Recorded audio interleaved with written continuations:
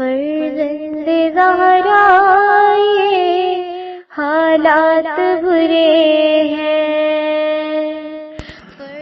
کاشانۂ بصیرت ایک ایسا مکمل یوٹیوب چینل جس پر محروم بصارت کے لیے بالخصوص اور تمام افراد کے لیے بالعموم سینکڑوں کی تعداد میں اسلامی کتب دستیاب ہیں۔ لہذا گزارش ہے کہ آپ اپنی ذمہ داری نبھاتے ہوئے کاشانۂ بصیرت کو سبسکرائب کرنے کے ساتھ ساتھ بیل آئیکن کو پریس کیجیے تاکہ آپ علم کے حصول کے ساتھ ساتھ مذہب اہل بیت کی اشاعت میں بھی اہم کردار ادا کرتے رہیں۔ کاشانۂ بصیرت، کاشانۂ بصیرت، کاشانۂ بصیرت۔ فرزند زہرا یہ حالات برے ہیں۔ بسم اللہ الرحمن الرحیم۔ السلام علیکم سامعین، کاشانۂ بصیرت کا یوٹیوب چینل میں سیمی زوار ہم مل کر پڑھ رہے ہیں بین الاقوامی ایوارڈ یافتہ کتاب لوگو میں فاطمہ ہوں۔ یہ کتاب فاطمۃ الزہرا سلام اللہ علیہا بہجت قلب مصطفیٰ صلی اللہ علیہ وآلہ وسلم کا اردو ترجمہ ہے، اور ہم اس کا اب حصہ دوم پڑھ رہے ہیں۔ حصہ اول آلریڈی اس یوٹیوب چینل پر کاشانۂ بصیرت کے اپلوڈ ہو چکا ہے، آپ نے یقیناً سنا ہوگا، اور اب مجھے امید ہے کہ آپ لوگ میرے ساتھ مل کر حصہ دوم پڑھ رہے ہوں گے۔ ہم پہنچ گئے ہیں ریڈنگ کے پارٹ 39 پر، اور 38 جب ہم نے پارٹ کا آغاز کیا تھا تو وہاں پر ہم نے 36ویں فصل کو پڑھنے کا آغاز کیا، جس کا عنوان روز قیامت بارگاہ خداوندی میں موقف و مقام۔ اتنا خوبصورت یہ ہم نے یہ والی اتنی خوبصورت فصل پڑھی، اور ایک عجیب منظر تھا اس تمام تحریر میں۔ یقیناً آپ بھی لطف اندوز ہوئے ہوں گے، اور بارگاہ خداوندی میں اس بات کا شکرانہ ادا کیا ہوگا کہ ہم اہل بیت علیہم السلام کے ماننے والے اور ان پر درود و سلام بھیجنے والوں میں سے ہیں۔ اور یہاں پر یہ کیونکہ 36ویں فصل کا کچھ حصہ ابھی پڑھنا باقی تھا، تو آئیے جو کچھ رہ جاتا ہے وہ ہم مل کر اس نشست میں مکمل کریں گے، اور پھر اگلی نشست کی طرف چلتے رہیں، گامزن ہوں گے۔ آئیے یہاں پر ہم پڑھنے جا رہے ہیں تجزیہ و تحلیل۔ کتاب کے صفحہ 509 پر لکھا ہے، اس سے پہلے ہم نے اپنی کتاب الامام علی بن ابی طالب علیہ السلام میں ذکر کیا ہے۔ بعض معاصرین سے ولایت ائمہ علیہ السلام پر گفتگو موجود ہے کہ ائمہ معصومین علیہ السلام سے محبت اور ان کے اعداء سے عداوت نیکی اور ایک عظیم الشان عبادت ہے۔ یہ قلبی عبادت ہے جو مراتب کے لحاظ سے اعلیٰ اور بالا ہے۔ اس عبادت کا اعضائے انسانی پر بہت بڑا اثر ہے۔ جب اس کتاب میں ہماری گفتگو اس موقف مستر میم زوات تویرے تک پہنچی تو اسی موضوع پر علامہ استاذ شہید مطہری رحم اللہ نے جو تحقیق اپنی کتاب عدل الہی میں پیش کی ہے، اس کا حاصل یہ ہے کہ ان کی یہ تحقیق ہمارے لیے پریشانی کا باعث رہی۔ وہ تحقیق کچھ یوں ہے: شیعہ اور غیر شیعہ کے درمیان جو فرق ہے وہ ایجابی اور عملی ہے، نہ کہ سلبی اور نفسی۔ جب ہم دونوں مسلمانوں کے درمیان یہ مفروضہ قائم کرتے ہیں کہ ان میں سے ایک شیعہ ہے اور دوسرا اس کا مخالف ہے، تو ان دونوں میں سے ہر ایک اپنے مکتب اور عقیدے کے مطابق بھرپور عمل کرتا رہا۔ پس ان میں سے جو شیعہ ہے وہ دنیا اور آخرت میں اپنے غیر پر مقدم ہے۔ اگر دونوں نے اصلاً اپنے مذہب کے مطابق کوئی عمل نہ کیا تو پھر ان دونوں کے درمیان سعادت، شقاوت، تقدم اور تاخر میں کوئی فرق نہیں ہے۔ یہ بات کسی پر مخفی نہیں ہے کہ اس کلام کا حاصل یہ ہے کہ عقائد حقہ کا ایک اثر ہے جب ان پر عمل کیا جائے، اگر ان پر عمل نہ کیا جائے تو پھر عقائد کا کوئی اثر نہیں۔ حالانکہ ہم نے جو اس کتاب میں احادیث پیش کی ہیں ان کا پیغام یہ ہے کہ وہ عقائد جو محمد وآل محمد علیہ السلام نے دیے ہیں ان کا فائدہ ہے، کیونکہ یہ احادیث کثرت کے ساتھ ہیں اور متواترہ ہیں۔ اس لحاظ سے ان احادیث میں سے ایک کامل اور تام بحث نہیں کر سکتے۔ کامل اور تام تے الف میم تام بحث نہیں کر سکتے، کیونکہ یہ ایک طویل و عریض موضوع ہے اور ہم اپنی کم علمی سے واقف ہیں، کیونکہ اس بحث میں وارد ہونے کے لیے اور طلب تلاش کے لیے ایک بہت بڑے علمی سرمایہ کی ضرورت ہے۔ ہم اپنے علمی ذخیرے سے اچھی طرح واقف ہیں۔ علم کا سمندر بے کنار ہے اور ہم اس سمندر سے دور ہیں۔ استاد محترم اور باقی علماء نے جو بحث کی ہے تو اس بحث کو بڑھاتے ہوئے ان کے کلام کو پیش کرتے ہیں، پھر ہم معقولات اور منقولات پیش کرنے کی کوشش کریں گے۔ اگلے پیراگراف میں لکھا ہے کہ استاد محترم نے نقل کیا کہ شیعہ اور غیر شیعہ جو فرق ہے وہ یہ ہے کہ شیعہ کے لیے عملی برنامے پر عمل کرنا واجب ہے جو اس کے زعماء ز عین میم الف حمزہ نے ترتیب دیا ہے، وہ اس پر عمل کرے۔ غیر شیعہ پر بھی یہی لازم ہے کہ جو اس کے بزرگوں نے اپنا برنامہ مرتب کیا وہ اس پر عمل کرے۔ ایسا شیعہ دین اور دنیا میں غیر شیعہ پر مقدم رہے گا۔ ان دونوں کے درمیان فرق یہ ہوگا کہ ہم ایجابی بحث کریں اور سلبی بحث نہ کریں، اور ضروری ہے کہ ہم یہ کہیں کہ ضروری ہے کہ شیعہ اور غیر شیعہ کے درمیان اختلاف موجود ہے۔ ہاں، جب وہ دونوں اپنے اپنے منہاج کے مطابق چل رہے ہیں اب تو ان کے درمیان کوئی اختلاف نہیں ہے، کیونکہ وہ دونوں عمل کر رہے ہیں۔ پھر شیعہ اور غیر شیعہ کے درمیان کیا فرق رہا؟ جی ہاں، ہم ان دونوں کی مثال ان دو مریضوں سے واضح کر سکتے ہیں کہ جب ان دونوں مریضوں نے ڈاکٹروں کی طرف رجوع کیا، ان میں سے ایک حاذق اور ماہر ڈاکٹر کے پاس گیا اور دوسرا ایک عام سے غیر ماہر ڈاکٹر کے پاس گیا۔ دونوں نے اپنے اپنے معالج سے دوائیں اور ہدایات لیں اور واپس چلے آئے، لیکن ان دونوں نے دوائیں استعمال کیں اور نہ ان کی ہدایات پر عمل کیا، لیکن وہ دونوں تندرست اور صحیح رہے۔ تو اس وقت مریض اول کہہ سکتا ہے کہ میرے اور دوسرے مریض کے درمیان کیا فرق رہا کہ جس نے اس حکیم سے دوائی لی جو غیر حاذق تھا، میں کیوں مریض باقی رہا، جس طرح وہ آدمی مریض باقی ہے حالانکہ میں اس کے مقابلے میں حاذق حکیم کے پاس گیا تھا۔ جی ہاں، ایسی مثالوں سے مدینہ علم رسول صلی اللہ علیہ وآلہ وسلم، امام علی علیہ السلام اور آپ کے اغیار کی وضاحت نہیں کر سکتے۔ انورٹڈ کامہ میں لکھا ہے چہ نسبت خاک راہ بعالم پاک و کجا اور معصوم امام علیہ السلام کجا، انورٹڈ کامہ میں۔ یہ میں نے یقیناً صحیح بالکل پرفیکٹ نہیں پڑھا ہوگا کیونکہ مجھے فارسی آتی نہیں۔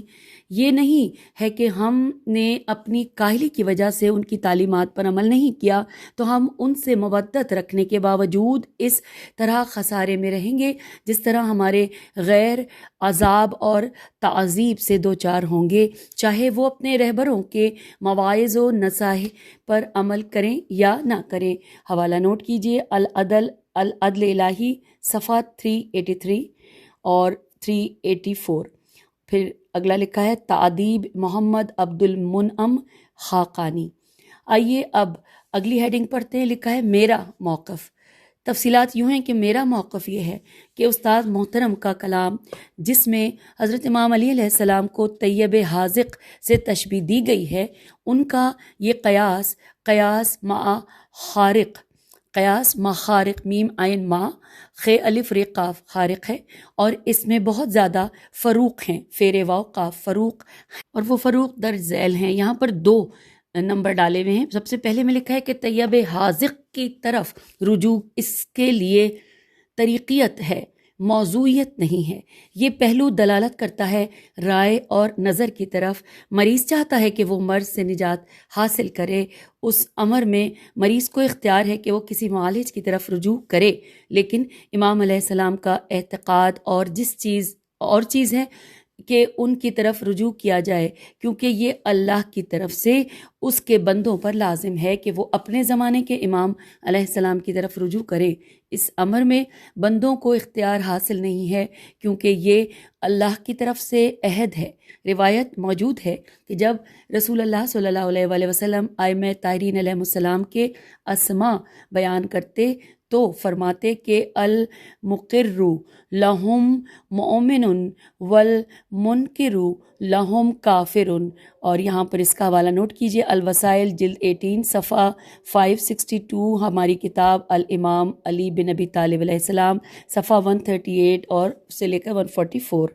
اس کا ترجمہ ہے کہ ائمہ علیہ السلام کی ولایت اور امامت کا اقرار کرنے والا مومن ہے اور ان کا انکار کرنے والا کافر ہے، انورٹڈ کاما کلوز. اور اب آئیے پیج 512 پہ ہم آ گئے. یہاں پر ہیڈنگ ہے حضرت حذیفہ رضی اللہ سے خطاب. لکھا ہے کہ رسول اسلام صلی اللہ علیہ وآلہ وسلم نے حضرت حذیفہ رضی اللہ سے فرمایا، یاد رکھو میرے بعد علی بن ابی طالب علیہ السلام تمہارے اوپر اللہ کی رحمت ہیں. جس نے ان کی ولایت و حکومت کا انکار کیا تو اس نے اللہ رب العزت کا انکار کیا. جس نے ان کا کوئی شریک ٹھہرایا تو اس نے اللہ کا شریک ٹھہرایا اور وہ مشرک ہوا. جس نے ان کی امامت و ولایت میں شک کیا تو اس نے اللہ رب العزت کی ذات میں شک کیا. جس نے علی علیہ السلام کے بارے میں الحاد کیا تو اس نے ذات باری سے الحاد کیا. الف لام ہے الف دال. پھر لکھا ہے کہ جس نے ان کا انکار کیا تو اس نے اللہ کا انکار کیا. جس نے ان کی امامت، ولایت اور حکومت کو تسلیم کیا تو اس نے اللہ کی حکومت و ولایت کو تسلیم کیا. اور یہاں پر یہ پہلا تو ہم نے پڑھ لیا تھا نا، جب یہ موقف جو پڑھے تھے ہم کہ وہ بہت زیادہ فروق ہیں لکھا تھا اور پھر اس میں درج ذیل ہیں. ایک ہم نے پڑھ لیا. دوسرا آیا کہ اگر طبیب کی بات مریض نہیں مانے گا تو وہ تندرست نہیں ہوگا، لیکن اگر کوئی امامت کا اقرار کرتا ہے اور اس پر یقین رکھتا ہے تو وہ اپنی ذات میں عبادت اور اطاعت ہے، اور اس عبادت اور اطاعت کا ایک اجر ہے. ہاں، اگر ایک ولی اپنے امام کے اوامر کی تعمیل سے پہلے مر جائے تو اسے اس کے عقیدے کے مطابق ضرور اجر ملے گا. ہاں، اگر اس سے کچھ گناہ ہو گئے تو ان کا عذاب پانے کے بعد وہ ضرور ماجور، میم الف جیم وارو، ماجور ہوگا.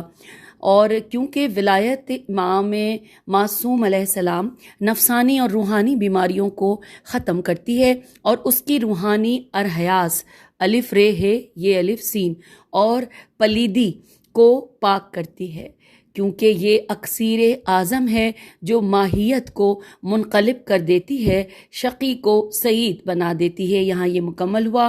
اس کا حوالہ ہے کتاب الطہارت شیخ اعظم انصاری صفحہ 329، فصل نجاسات اور فصل طہارت المخالف. اور اب اگلی ہیڈنگ آ گئی ہے حضرت عبداللہ بن مسعود رضی اللہ کی روایت. آئیے پڑھتے ہیں. لکھا ہے عبداللہ بن مسعود رضی اللہ سے روایت ہے کہ ایک سفر میں ہم سید الانبیاء صلی اللہ علیہ وآلہ وسلم کے ہمراہ تھے کہ راستے میں ایک عرب نے ہمیں بلند آواز کے ساتھ پکارا، اے محمد صلی اللہ علیہ وآلہ وسلم. رسول اسلام نے فرمایا، جی کیا چاہتے ہو؟ اس نے کہا کہ ایک آدمی ایک قوم سے محبت کرتا ہے لیکن اس کے اعمال و افعال سر انجام نہیں دیتا، تو اس کا انجام کیا ہے؟ رسول اسلام صلی اللہ علیہ وآلہ وسلم نے فرمایا انورٹڈ کاما کہ وہ شخص وہی اجر و سزا پائے گا کہ جس سے وہ محبت کرتا ہے، انورٹڈ کاما کلوز. حوالہ ہے البہار جلد 27 اور صفحہ 102. پھر لکھا ہے کہ حضرت عبداللہ بن مسعود رضی اللہ سے ایک اور روایت میں ہے کہ صاحب لولاق نبی صلی اللہ علیہ وآلہ وسلم نے فرمایا انورٹڈ کاما میں حب علی علیہ السلام میں وہی کامیابی اور کامرانی دیکھتا ہوں جو قول لا الہ الا اللہ میں ہے، انورٹڈ کاما کلوز. حوالہ البہار جلد 39 صفحہ 249. پھر ہے حضرت عبداللہ بن مسعود رضی اللہ کی ایک اور حدیث میں ہے کہ رسول اسلام صلی اللہ علیہ وآلہ وسلم نے فرمایا علی علیہ السلام کی محبت گناہوں کو اس طرح پگھلا دیتی ہے کہ جس طرح آگ سیسے کو. اور یہاں پر حوالہ ہے المناقب المرتضویہ علامہ کشفی صفحہ نمبر 123. پھر لکھا ہے کہ ابن مسعود کی ایک اور حدیث بیان کرتے ہیں کہ نبی کریم صلی اللہ علیہ وآلہ وسلم نے فرمایا انورٹڈ کاما حب علی ایک عظیم الشان نیکی اور حسنہ ہے. اس محبت کی موجودگی میں گناہ اور برائی محب علی علیہ السلام کو نقصان نہیں دیتے، اور ان سے بغض ایک ایسی برائی ہے کہ اس کی موجودگی میں کوئی نیکی مفید نہیں ہے۔ حوالہ ہے ینابع المودت صفحہ 491 اور بہار جلد 39 صفحہ 304۔ اور پھر آگے چلتے ہیں، لکھا امام جعفر صادق علیہ السلام کی حدیث ہے کہ انورٹڈ کاما کہ علی ولی علیہ السلام کی محبت عبادت ہے اور افضل عبادت ہے، انورٹڈ کاما کلوز۔ یہاں پر حوالہ ہے تاریخ بغداد جلد 12 صفحہ 351۔ اور پھر اب آگے لکھا ہے تبصرہ کہ جی ہاں، یہ وہ احادیث متواترہ ہیں کہ جو ہر قسم کے شک و ریب سے پاک ہیں، یہ عالم کبار سے منقول ہیں۔ کہا گیا ہے کہ حضرت علامہ بہبہائی یہی ایسے ہی لگ رہا ہے، بے ہے الف اور نون بہبہانی رحم اللہ ان احادیث کی تعویل کے قائل تھے، لیکن ہم قائل نہیں ہیں۔ انہوں نے اس حدیث حب علی حسنت کی تعویل میں لکھا کہ جب تم حضرت امام علی علیہ السلام سے حقیقی محبت رکھتے ہو تو گناہ تمہیں اذیت نہیں دیں گے، یعنی یہ صورت اس وقت انسان کو حاصل ہوتی ہے جب وہ امام علی علیہ السلام سے کامل، اکمل اور مکمل محبت رکھتا ہے، تو وہ انسان کامل کا نمونہ بن جاتا ہے، تو اس وقت تمہاری اطاعت، عبودیت اور اخلاق خالص ہو جاتے ہیں، ان میں ریا ہوتا ہے اور نہ نفاق۔ یہی اخلاص تمہارے ارتکاب جرائم کے درمیان حائل ہو جاتا ہے۔ جس طرح وبائی امراض سے دفاع کا ٹیکہ لگواتا ہے تو وہ امراض کے مقابلے میں توانا اور قوی ہو جاتا ہے۔ حوالہ ہے العدل الالہی صفحہ 383۔ مذکورہ بالا بحث کا حاصل یہ ہے کہ علی علیہ السلام کا موالی ان جرائم کا ارتکاب نہیں کرتا جو اسے ضرر رساں ہوں۔ ان جرائم کے ترک کا سبب امام علی علیہ السلام سے محبت رکھنا ہے، لیکن یہ صورتحال کسی کو کوئی فائدہ نہیں دیتی۔ اور پھر یہاں پر لکھا ہے انورٹڈ کاما میں لِأَنَّ نَفِي ذر المنفی انہو منفی بے انقفائی موضوع، اور اس کا ترجمہ کہ موضوع کے انقفا کی نفی کے ساتھ منفی ضرر کی نفی ہو جاتی ہے، انورٹڈ کاما کلوز۔ پھر لکھا ہے کہ یہ معنی و مفہوم اس تکلف کا محتاج نہیں ہے، ہم رب حقیقی کے اثر کے انکاری نہیں ہیں، لیکن بحث وہاں ہے کہ جہاں برائی موجود ہو وہاں بھی علی حیدر کرار علیہ السلام کی محبت فائدہ دیتی ہے۔ ہم پہنچ گئے ہیں کتاب کے صفحہ 515 پر، لکھا ہے حضرت علامہ مجلسی نے اس حدیث کے ذیل میں لکھا انورٹڈ کاما کہ جب ایمان موجود ہو تو اس کی موجودگی میں کوئی فعل ضرر نہیں دیتا اور کفر کے ساتھ عمل کا کوئی فائدہ ہی نہیں ہے، انورٹڈ کاما کلوز۔ اور یہاں پر پھر لکھا ہے کہ یعنی بہت بڑا نقصان ہے کہ اس صورت میں انسان ہمیشہ کے لیے دوزخ کا ایندھن رہے گا۔ حوالہ ہے البہار جلد نمبر 68 صفحہ 103۔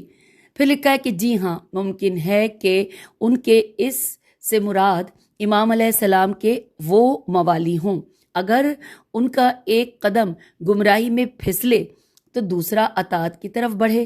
اس امر کی شاہد احادیث درج ذیل ہیں۔ پہلی حدیث ہے حدیث کے حضرت امام محمد باقر علیہ السلام نے رسول اسلام صلی اللہ علیہ وآلہ وسلم کی ایک حدیث کی بیان کی کہ جو حسب ذیل ہے۔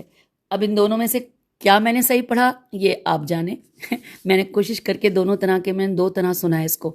تو اب یہ حدیث پڑھتے ہیں، ترجمہ پڑھ لیتے ہیں کہ یا علی علیہ السلام، جس شخص کے دل میں تمہاری محبت راسخ ہو گئی، جب وہ قیامت کے دن صراط عبور کرے گا تو جب اس کا ایک قدم پھسلے گا تو وہ اپنے آپ کو دوسرے قدم سے سنبھالے گا یہاں تک کہ اللہ اسے تمہاری محبت میں جنت میں داخل کر دے گا، انورٹڈ کاما یہاں پر کلوز ہو گیا۔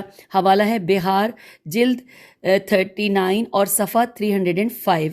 پھر اگلی حدیث ہے کہ رسول اسلام صلی اللہ علیہ وآلہ وسلم نے فرمایا انورٹڈ کاما، یا علی علیہ السلام جس نے تم سے محبت کی تو اللہ اس کا خاتمہ امن اور ایمان پر کرے گا، اور جس نے تم سے کینہ و بغض رکھا اللہ رب العزت اسے جاہلیت کی موت سے دوچار کرے گا۔ حوالہ ہے احقاق الحق جلد 7 صفحہ 138۔ اور اب ہم پیج 516 پر آئے، لکھا ہے کہ جی ہاں، ہم نے بہت زیادہ ایسی احادیث پیش کی ہیں، احادیث تو بہت زیادہ ہیں لیکن اور طوالت کے خوف سے انہیں بیان نہیں کر سکتے۔ شاید کہ راز کی بات یہ ہے کہ حضرت علی علیہ السلام کے موالی سے گناہوں کا ارتکاب ممکن ہے، کیونکہ وہ معصوم نہیں ہے، اس لیے غلطی اور خطا کے امکانات موجود ہیں، لیکن اس کی روح طیب و طاہر ہے، وہ صافی النفس ہے اور اس کی طینت طاہر ہے۔ یہ نہیں کہا جا سکتا کہ امام کا شیعہ جب یہ منازل رکھتا ہے تو پھر اس سے منفی اعمال کا ارتکاب کیوں؟ اور یہاں پر یہ سوالیہ نشان ہے۔ اس سوال کے جواب میں یہ کہا جا سکتا ہے کہ اعمال ظاہری کی بنیاد انسان کا عقیدہ ہے، اس کی بنیاد پر اعمال مرتب ہوتے ہیں، جیسا کہ کہا گیا ہے کہ کلو انائن یتشخو بما فیہ، کہ برتن میں جو چیز ہوتی ہے وہی چھلکتی ہے۔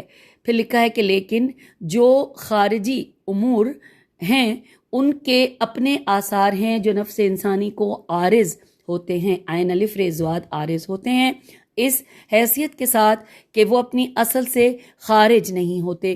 جو اعمال میں کاف دال رے، اس کو تقدری کہیں گے میرے خیال ہے، یا تقدری کہیں گے، پیدا کر دیتے ہیں، وہ نفس انسانی سے ایسے افعال صادر ہوتے ہیں جو نفس کے لائق نہیں ہوتے، اور کہ اس سے ایسے افعال صادر ہوں، لیکن یہ آثار ان اسباب کا نتیجہ ہیں۔ پھر لکھا ہے کہ جی ہاں، جب اللہ موالیان آل محمد علیہ السلام کو گناہوں سے پاک کرنا چاہتا ہے تو وہ انہیں مختلف امراض، تکالیف، شدائد و مشکلات میں ڈال دیتا ہے۔ کبھی انہیں جانی و مالی خساروں سے دوچار کرتا ہے، پھر ان پر ایسی ظالم حکومتیں مسلط کر دیتا ہے کہ جو ان پر مظالم ڈھاتے رہتے ہیں۔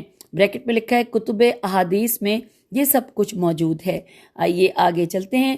لکھا ہے کہ تو پھر ان موالیان آل محمد علیہ السلام کے گناہ حسنات میں بدل جاتے ہیں، جس طرح ارشاد خداوندی ہے جو کہ سورہ فرقان کی آیت 70 میں ہے، ترجمہ کہ تو اللہ ان کی برائیوں کو نیکیوں میں بدل دیتا ہے، انورٹڈ کاما کلوز۔ یہ سب کچھ پروردگار عالم کے احسانات میں سے ہے کہ وہ اپنے بندوں پر اس طرح رحم و کرم کرتا ہے، اس سے انکار ناممکن ہے۔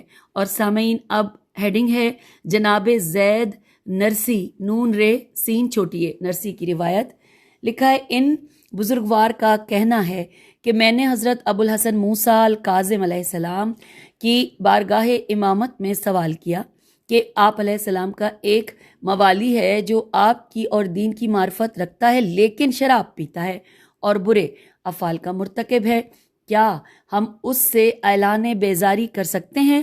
تو امام علیہ السلام نے فرمایا کہ تم اس کے افعال سے بیزاری کرو لیکن اس سے نہیں، اس سے محبت رکھو لیکن اس کے افعال سے نہیں۔ پھر لکھا ہے کہ میں نے عرض کیا کہ کیا ہم اسے فاسق اور فاجر کہہ سکتے ہیں؟ تو امام نے فرمایا فاسق، فاجر اور کافر وہ ہے جو ہمارا منکر ہے اور وہ ہمارے دوستوں کے حق میں ناصبی ہے، نون الف سواد بے چھوٹیے ناصبی ہے۔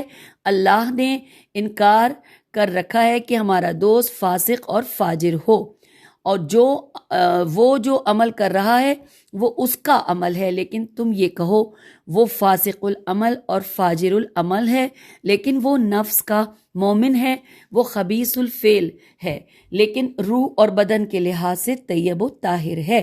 حوالہ نوٹ کیجئے، بہار جلد 68 صفحہ 147۔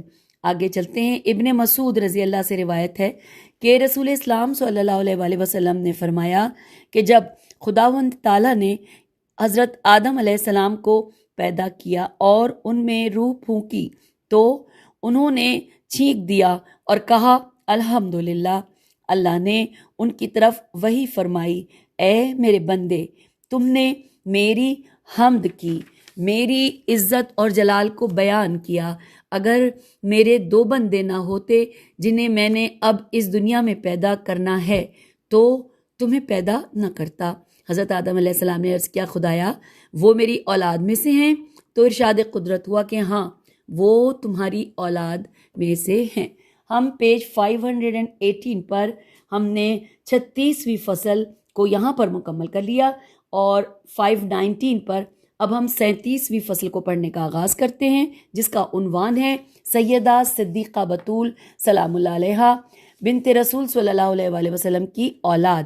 آئیے ان کی اولاد کے بارے میں جانتے ہیں، جہاں پر پوری تفصیلات یعنی پراپر ریڈنگ کا آغاز ہو رہا ہے پیج 520 پر، اور یہاں پہ سب سے پہلے منقبت سیدہ کونین کی ہیڈنگ سے کچھ اشعار ہیں، جس کا ہم ترجمہ پڑھتے ہیں کہ جب پروردگار عرش نے ارشاد کیا کہ وہ طیب و طاہر شجر کو ان کی قربت اور قرابت میں لائے، انہیں علی ولی علیہ السلام کی بارگاہ ازدواج میں لے آیا، کیونکہ صرف وہی ان کے کفو اور ہمسر تھے۔ حیدر کرار علیہ السلام کے علاوہ ان کا کوئی ہمسر نہ تھا۔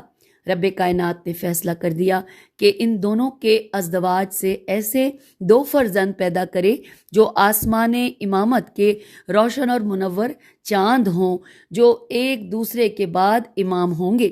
وہ دونوں رسول اللہ صلی اللہ علیہ وآلہ وسلم کے سبط ہوں اور بطول عظمیٰ سلام اللہ علیہا کے جگر کے ٹکڑے ہوں۔ اللہ رب العزت نے ان دونوں شہزادوں کو اپنے رسول صلی اللہ علیہ وآلہ وسلم کے بعد امت کے لیے امام معین کیا۔ اب یہاں پر حدیث ہے، ایک لکھا ہے کہ جب اللہ نے یہ آیت اتاری جو کہ سورہ رحمان کی آیت نمبر 19 ہے، ترجمہ پہلے عربی بھی پڑھ لیتے ہیں، مرج البحرین یلتقیان، کہ اسی نے 2 سمندروں کو جاری کیا تاکہ آپس میں مل جائیں، یہ آیت نمبر 19۔ اور پھر لکھا ہے کہ خداوند کریم نے فرمایا کہ میں معبود برحق ہوں، میں نے 2 سمندر بھیجے، ان میں سے ایک علی بن ابی طالب علیہ السلام ہیں جو علم و دانش کے بے کنار معجزن سمندر ہیں، دوسرے حضرت فاطمہ سلام اللہ علیہا ہیں جو بحر علم نبوت ہیں، یہ دونوں آپس میں متصل ہوں گے۔ اللہ ہی نے ان دونوں کو آپس میں متصل کیا، اور اس کے بعد فرمایا انورٹڈ کاما کہ بینہما برزخن، کہ ان دونوں کے درمیان برزخ ہے۔ پھر لکھا ہے برزخ سے مراد سرکار 2 عالم صلی اللہ علیہ وآلہ وسلم ہیں۔ آپ علیہ السلام نے علی ولی علیہ السلام سے فرمایا تھا کہ یا علی علیہ السلام، دنیا کے فقدان پر کبھی محزون و مغموم نہ ہوتا۔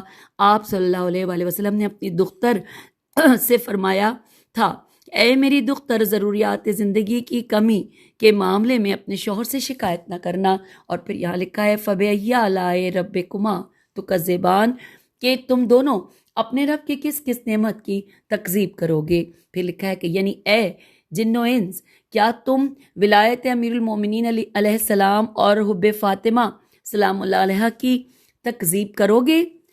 پس الولو کے مصداق حضرت امام حسن علیہ السلام اور المرجان سے مراد حضرت امام حسین علیہ السلام ہے، کیونکہ بڑے موتی اور چھوٹے موتی مرجان وہ دونوں افضل اور اعلیٰ اور بہتر و برتر ہیں، لیکن وہ سمندر نہیں۔ سمندر ہوتا ہے کیونکہ وہ وسیع و عریض اور بے کراں ہوتا ہے۔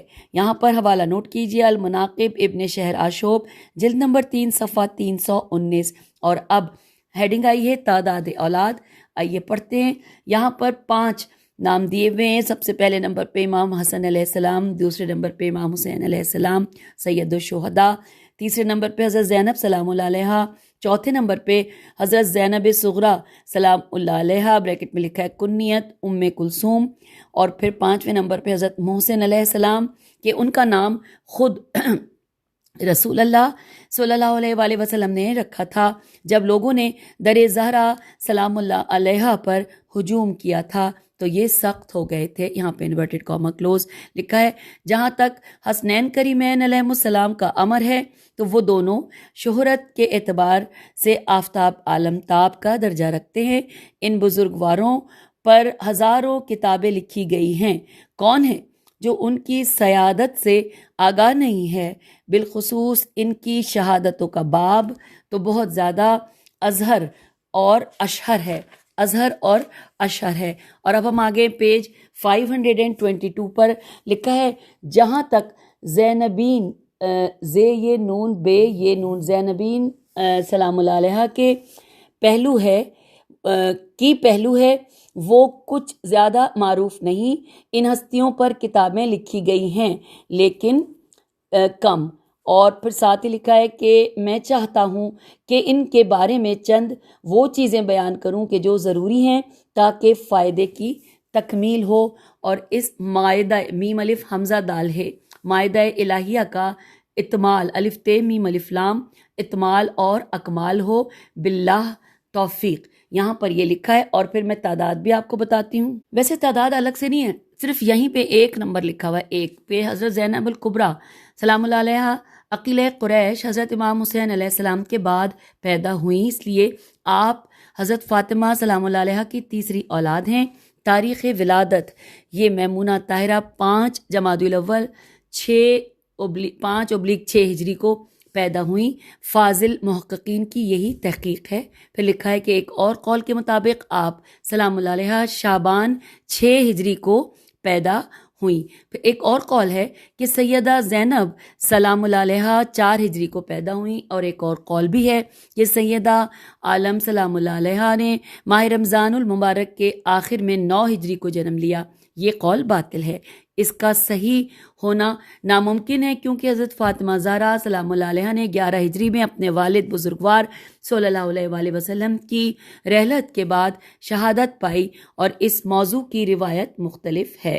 اور آگے چلتے ہیں. لکھا ہے کہ اگر حضرت زینب سلام اللہ علیہ 9 ہجری میں پیدا ہوں تو پھر حضرت ام کلثوم سلام اللہ علیہ کی ولادت کے بارے میں کیا کہا جائے گا؟ پھر حضرت محسن علیہ السلام کے بارے میں کیا کہیں گے کہ کب وہ صدف عصمت و طہارت میں آئے اور 6 ماہ بعد وہ ساقط ہو گئے؟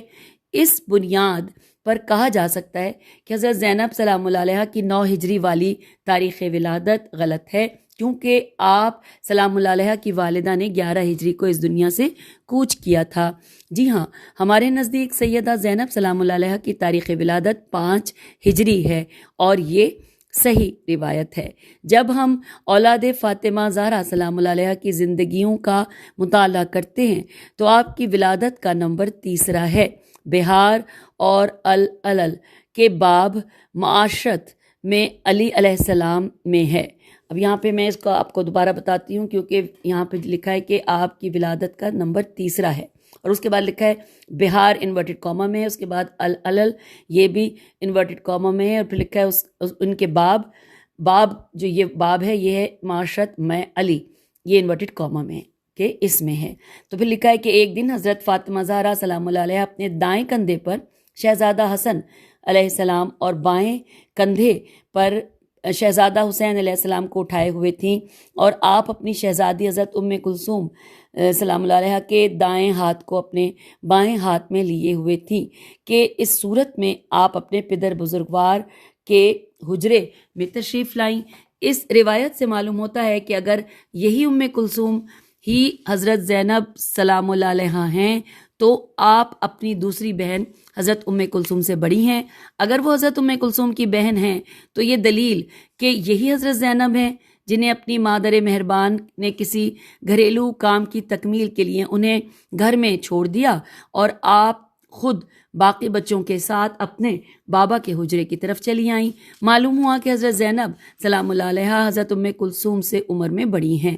مورخ ناسخ التواریخ نے اپنی کتاب تاریخ میں لکھا ہے کہ جب حضرت فاطمہ سلام اللہ علیہ اس دنیا سے رخصت ہوئیں تو حضرت زینب سلام اللہ علیہ اپنی والدہ کے جنازے کی طرف بڑھیں تو اس وقت ان کی چادر زمین پر خط دے رہی تھی اور آپ گریہ و بکا کے ساتھ بلند آواز سے کہہ رہی تھیں کہ اے بابا جان، یا رسول اللہ صلی اللہ علیہ وآلہ وسلم، ہمیں آج معلوم ہوا کہ ہمارے سروں سے سایہ رحمت اٹھ گیا. یعنی جب آپ ہم سے جدا ہوئے تھے تو اس وقت ہمیں اپنی ماں نے سنبھال لیا تھا. جب ہمیں آپ کی یاد پریشان کرتی تو ہماری مہربان ماں ہمیں اپنی آغوش محبت میں لے لیتی تھیں تو ہمارا غم ہلکا ہو جاتا. آج اماں چلی گئی ہیں تو اب ہمیں غموں سے نجات کون دے گا؟